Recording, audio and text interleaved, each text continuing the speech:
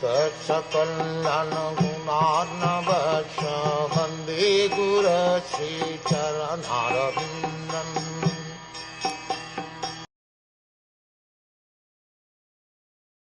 Men who are like dogs, hogs, camels and asses praise those men who never listen to the transcendental pastimes of Lord Sri Krishna, the deliverer from evils. The general mass of people, unless they are trained systematically for a higher standard of life in spiritual values, are no better than animals, and in this verse they have particularly been put on the level of dogs, hogs, camels and asses. Modern university education practically prepares one to acquire a doggish mentality with which to accept the service of a greater master. After finishing a so-called education, the so-called educated persons move like dogs from door to door with applications for some service, and mostly they are driven away, informed of no vacancy.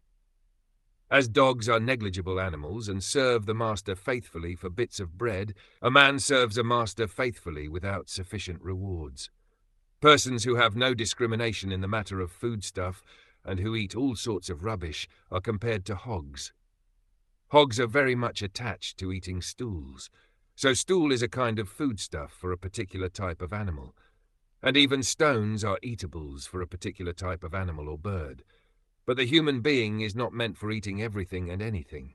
He is meant to eat grains, vegetables, fruits, milk, sugar, etc. Animal food is not meant for the human being.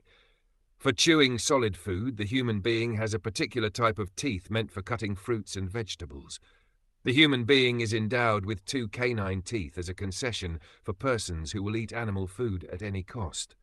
It is known to everyone that one man's food is another man's poison. Human beings are expected to accept the remnants of food offered to Lord Sri Krishna, and the Lord accepts foodstuff from the categories of leaves, flowers, fruits, etc. As prescribed by Vedic scriptures, no animal food is offered to the Lord. Therefore, a human being is meant to eat a particular type of food. He should not imitate the animals to derive so-called vitamin values. Therefore, a person who has no discrimination in regard to eating is compared to a hog. The camel is a kind of animal that takes pleasure in eating thorns. A person who wants to enjoy family life or the worldly life of so-called enjoyment is compared to the camel. Materialistic life is full of thorns, and so one should live only by the prescribed method of Vedic regulations just to make the best use of a bad bargain.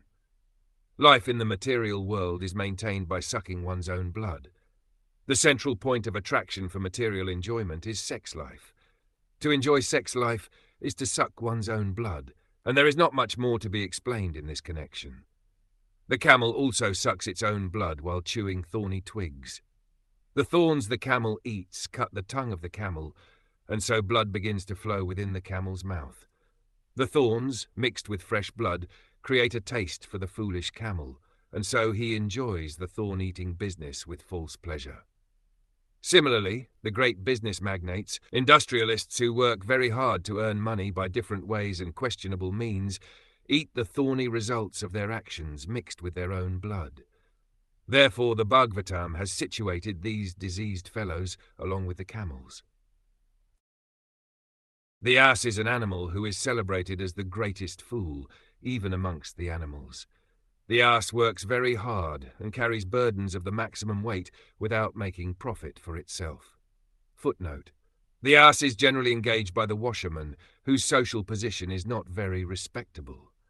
And the special qualification of the ass is that it is very much accustomed to being kicked by the opposite sex. When the ass begs for sexual intercourse, he is kicked by the fair sex, yet he still follows the female for such sexual pleasure. A henpecked man is compared, therefore, to the ass. The general mass of people work very hard, especially in the age of Kali.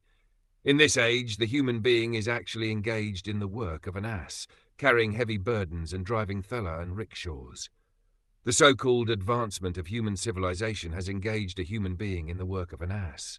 The laborers in great factories and workshops are also engaged in such burdensome work, and after working hard during the day, the poor laborer has to be again kicked by the fair sex, not only for sex enjoyment but also for so many household affairs. So Srimad Bhagavatam's categorization of the common man without any spiritual enlightenment into the society of dogs, hogs, camels and asses is not at all an exaggeration.